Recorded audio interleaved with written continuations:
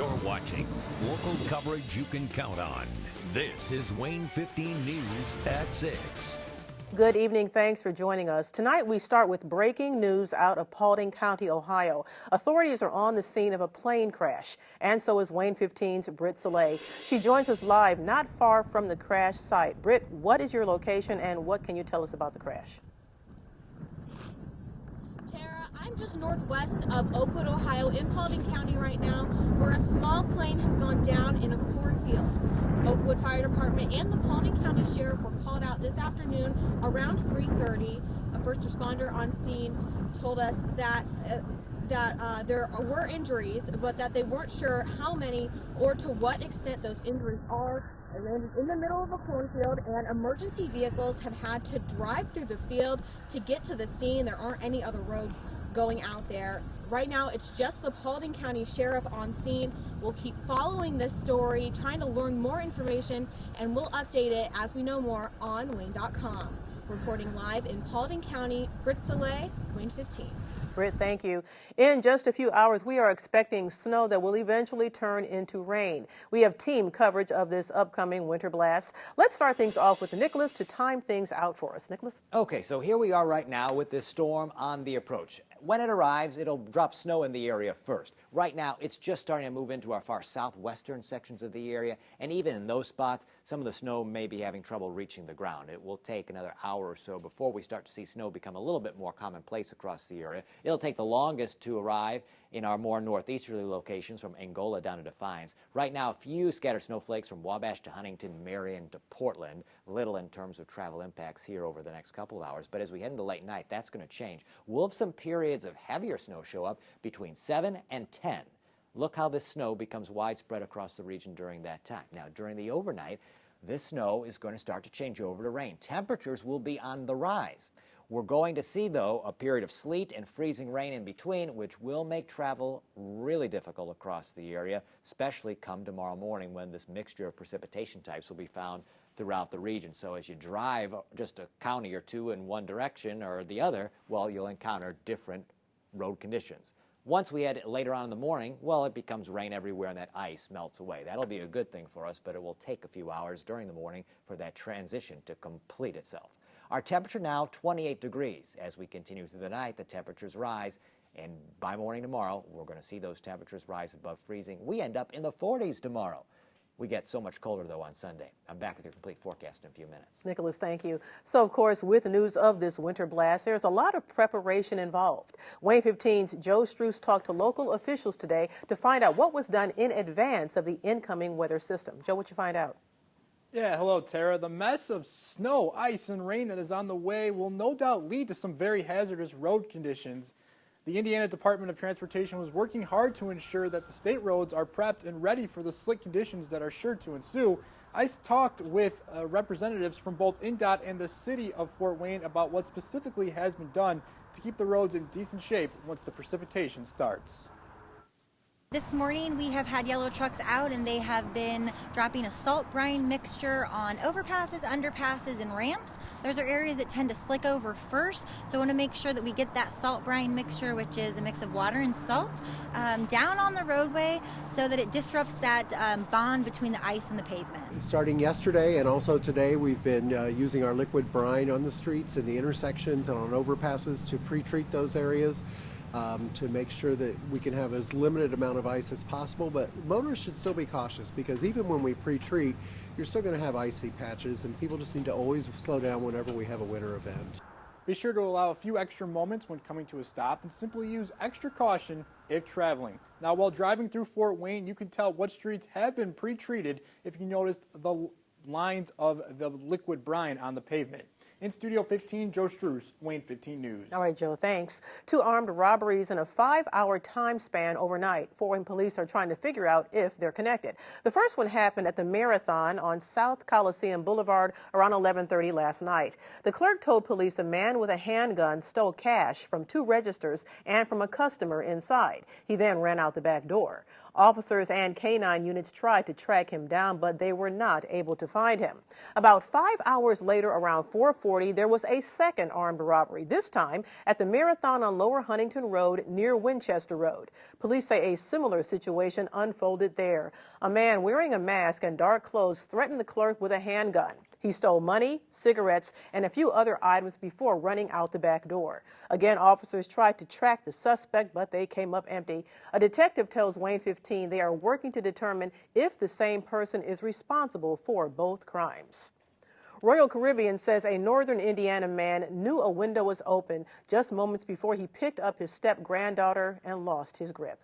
The 18-month-old fell to her death in July. Her family is suing the cruise line for negligence.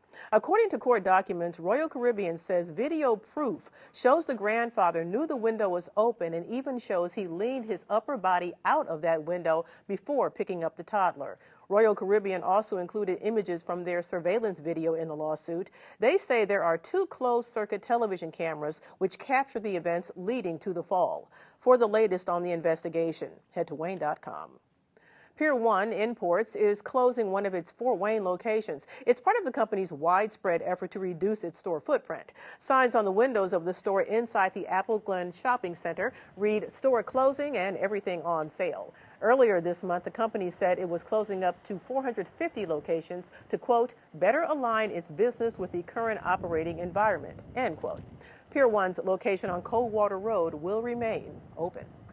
Still to come on Wayne 15 News at 6, celebrity donations come pouring in for a Fort Wayne mother diagnosed with a brain tumor. Hear her story when your #1 News at 6 returns. But first, here's a story you'll find exclusively on our website, Wayne.com. A new shooting range and learning facility could be coming to Huntington. The Board of Zoning and Appeals will vote on the measure on the 28th. But before that happens, I talked to neighbors and business leaders to see what it would mean to have a shooting range in their backyard. I'm Taylor Williams, and it's a story you'll only find at Wayne.com. Local coverage you can count on continues with Tara Brantley and Dirk Rowley. You're watching Wayne 15 News at 6. A Fort Wayne family received national attention this week when actress Kristen Bell posted a picture of them on Instagram. The Hardesty family won a prize package from Bell's company, and in December they were WMEE's Christmas Break-In winners. Wayne 15 Sierra Tuff spoke with the family about the support they have received from the community. Rachel Hardesty received not 1, but 2 brain cancer diagnoses, the latest one while she was 7 months pregnant. Every day I'm alive is a gift. So it's like, I could choose to complain and be miserable, but it's like, why would I want to live any day that I have here in that sort of way? Instead, Rachel Hardesty is chasing around her toddler son Lewis and welcoming home baby girl Blair with her husband Jeff after a 2-month stay at the NICU in Indianapolis. It feels really good to have everybody home. It feels like a miracle for all 4 of us to be home and be together under one roof. And it's great. It fills my heart with unbelievable joy. Joy Rachel didn't know if it would ever be possible to have. 7 years ago is when she was diagnosed with brain cancer for the first time. Due to that type of cancer, doctors advised Rachel and Jeff not to have biological children. I don't want to be 60 years old, 50 years old, and look back and say, what if? What if we had just tried and we had children? And we did, and we got Lewis. And I will forever be grateful for that. That I overcame that fear and had the faith that God would bring me through, and he did. Her pregnancy with Lewis went smoothly, and last year she found out she was expecting Blair. 7 months in, Rachel received a completely separate brain cancer diagnosis. So on November 8th, I had a C-section, and on November 11th, I had brain surgery.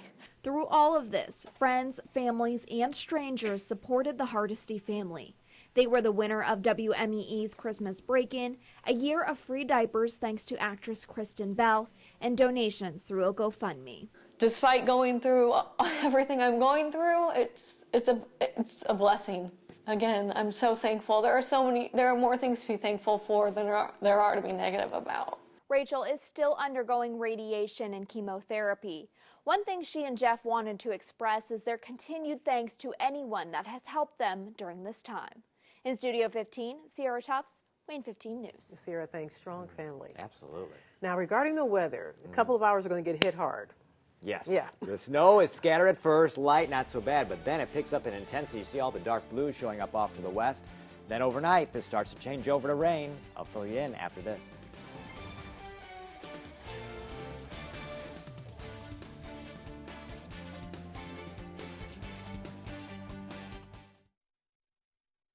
Local coverage you can count on continues with Chief Meteorologist Nicholas Ferrari's live Doppler 15 Fury forecast. So, winter weather advisory in effect for tonight through tomorrow morning, all because we have this weather system moving in that brings us snow at first, changing to sleet, freezing rain, which is ice, and then eventually rain as warmer air moves in tomorrow. But this system is going to affect everybody. You can see there's really little chance that we're going to miss out on this one. When we looked at that radar before the break, you saw pretty much all of Illinois right now covered with some sort of precipitation, and it's all moving our way. We have snow tonight, changing to rain overnight, and then by Sunday, well, the snow's gone and the rain's gone, but we turn so much colder.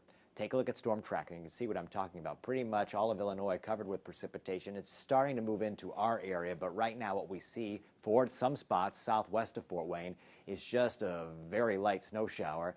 And really not accumulating much just quite yet, but as you look into northwest Indiana where the blues become darker, that represents a heavier intensity of snowfall. The snow starting to accumulate in those spots. This is what we expect with the snow that's headed in over the course of the night and morning.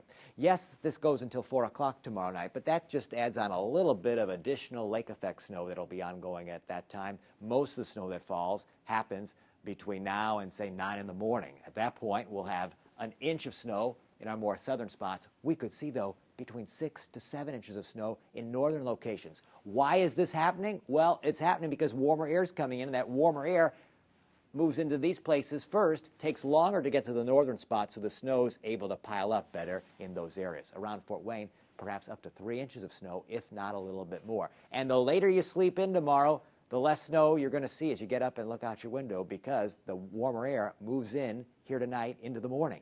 Right now, our temperature 28. This is going to be one of our lowest temperatures of the nighttime. It feels like 17 with winds strong from the east at 15 miles per hour. Tomorrow will be a windy day around here with the system moving through. Wind gusts anywhere from 30 to 40 miles per hour. 25 in Angola now, 26 in LaGrange, 28 in Huntington. We're still at 30 in Hartford City, the only 30 we're recording region-wide right now. On Futurecast, over the next couple hours, look how that snow moves in. We will see some scattered snow at 8 o'clock. It's widespread by the time we get to 11, midnight or so. Then 3 in the morning, we pause Futurecast. You see this mixture of rain and snow, including some sleet and freezing rain at that point. The warmer air changing things over to rain in Marion. This transition line moves to the north as we get closer and closer to sun up. This is going to be a really tricky time frame because just a degree or two will make a huge difference on whether the ice stays on area roads or whether it melts away quickly. So be sure you tune in to Joe Struess in the morning for First News. He'll bring you up to speed on what's happening on the roads so you know what to expect as you head out.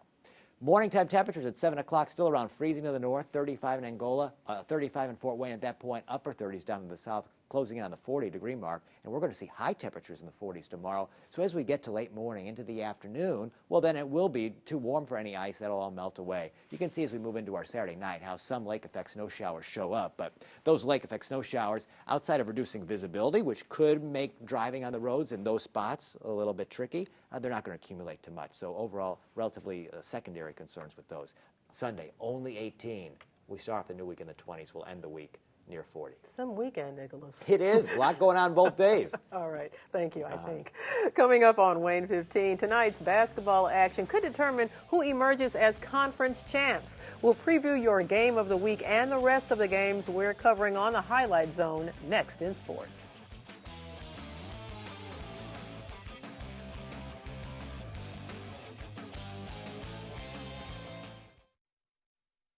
Local coverage you can count on continues with Glenn Marini's Sports Report. Sports coverage you can count on. Every game in the ACAC tournament, every game in the NECC tournaments, every doubleheader in the SAC, all that and much more. Yeah, tonight we're going to be bringing you coverage of 20 games on the Highlight Zone, none bigger than our Game of the Week. Snyder traveling to Homestead, and it's a game that could go a long way in deciding who ultimately wins the SAC title. I'll say that's a big part of what we want to do. We want to make it a pace that's uncomfortable for our opponent, and that's what we practice. At the same time, it's just going to be a half-court game. You're not going to be able to turn over a good team or get them to play at a tempo that they're unwilling to. So we're going to have to execute in the half-court as well. Like we said all along, do the little things. Make sure that we rebound. Make sure that we're taking care of the basketball. Make sure that we're making the right basketball play by making the extra pass. Make sure that we're hitting free throws. So all those little things we've got to clean up. When you're playing teams that are comparable to you and you know, have the same type of talent, you've got to do things a little bit better to be able to come up with those victories. Tune into the Highlight Zone tonight for Fort Wayne's longest running and most watched sports show. From hoops to hardball, it's been the talk of the sporting world this past week, stealing signs in baseball. The Astros using technology to steal signs in their World Series winning season of 2017. Red Sox doing the same while winning a title the next season. Managers of both clubs were fired. So was manager of the Mets, Carlos Beltran. He was actually a player for the Astros when they won the championship. Josh Van Meter was in Muncie last night for a Cincinnati Reds Caravan event, and I asked the Norwell grad his thoughts on the topic. Yeah, I think when you use technology, I think you're crossing the line. You know, you can stand out on second base, and if you can figure them out, then that's fair game. But I think when you start to use technology, I really do think that's an unfair advantage. You know, especially with some of the stuff that came out today. Mm-hmm. I've had some time on the bus to look at some stuff. The buzzer and the Apple Watch. Yeah, that's a little too far, and I think there's a lot of people who would agree with me on that. You can watch our full conversation with Josh on the Wayne.com sports page. That includes some important stuff. Which Cincinnati chili spot is his favorite, Skyline or Gold Star? All the important things are there. Staying on the diamond, he's already the franchise's all-time leader in wins, and this summer, Anthony Contreras will add to that total. The Padres announcing Contreras will manage the Tin Caps for the 5th consecutive season. Former Fort Wayne Wizards pitcher Leo Rosales will serve as the team's pitching coach. For all the details on the Tin Caps 2020 coaching staff, check out the Wayne.com sports page. And finally, the Mad Ants are at the Coliseum tonight, but they'll be without this guy, big guy Hasheem Thabeet. The Ants releasing the 7'3" center. He averaged 4 points, 4 boards, and almost 2 blocks over 9 games. Thabeet was the 2nd overall pick in the 2009 NBA draft. However, he battled injuries most of his career. The Ants host the Greensboro Swarm tonight at 7 o'clock. Tip time is, again, 7 o'clock. That is at War Memorial Coliseum. And with the Mad Ants at home, the Comets are on the road. They're at division-leading Cincinnati tonight. They take on the Cyclones in Cincy at 7:35. That does it for sports. We're back after this.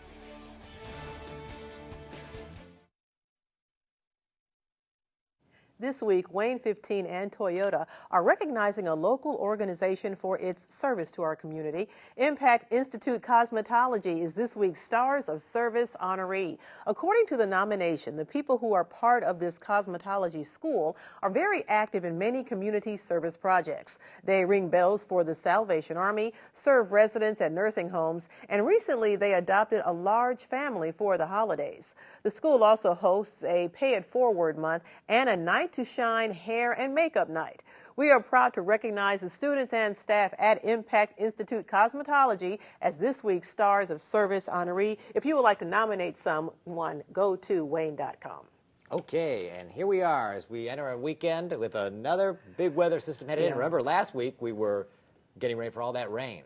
This week it's snow and a little bit of rain. We're not really worried about big flooding concerns or anything like that, but we are worried about tricky travel conditions developing later tonight as snow starts to accumulate. Changes over to rain in the morning tomorrow, but there will be a period of sleet and freezing rain. That includes ice as the day begins. So that's going to slow things down on the roads for a while. The quicker those temperatures increase, well, the less the ice will be a worry. So make sure you're tracking things with our Wayne Weather app. The hour-by-hour forecast is there, and of course, Joe Struess is in the morning to give you the forecast as the morning unfolds. Nicholas, thank you, and thanks for joining us. See you at 11.